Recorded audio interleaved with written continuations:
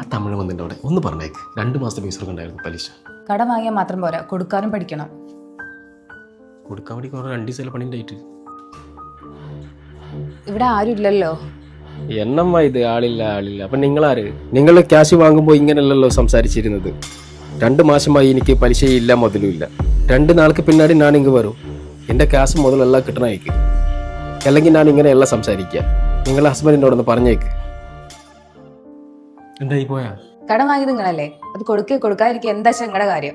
എന്നെ ഇനി നുണ പറയാൻ വേണ്ടി വിളിക്കരുത്. എനിക്ക് കുറച്ച് നാടും മാനും ഉണ്ട്. കടം വാങ്ങിയത് എന്തിനാന്ന് നീ ഓർക്കണ്ട പോയിട്ട്? കാക്കോ, നമ്മളെ ടി വി ഒന്ന് മാറ്റണം. എല്ലായിടത്തും ഇപ്പൊ വലിയ ടിവിയാ, നമ്മളത് മാത്രം ഒരു കുഞ്ഞു ടി വി. എന്തൊരു ചൂടാണല്ലേ, ഫാൻ ഇട്ടൊന്നും ഒരു കാര്യമില്ല. നമുക്കൊരു AC വാങ്ങിച്ചാലോ കാക്കോ? എന്റെ കസിൻസിന്റെ അടുത്ത് എല്ലാവരുടെ അടുത്തും ഐഫോണാണ്, ഇന്ത്യയിൽ മാത്രം ആൻഡ്രോയിഡ്. എനിക്കിത് മാറ്റി തരണം. നമ്മുടെ വരവിനനുസരിച്ചുള്ള ചെലവാണെങ്കിൽ ഇന്നെനിക്ക് ഈ ഗതി വരില്ല. ഞാൻ വരെ മുതൽ നാണം കടിയും വരില്ല.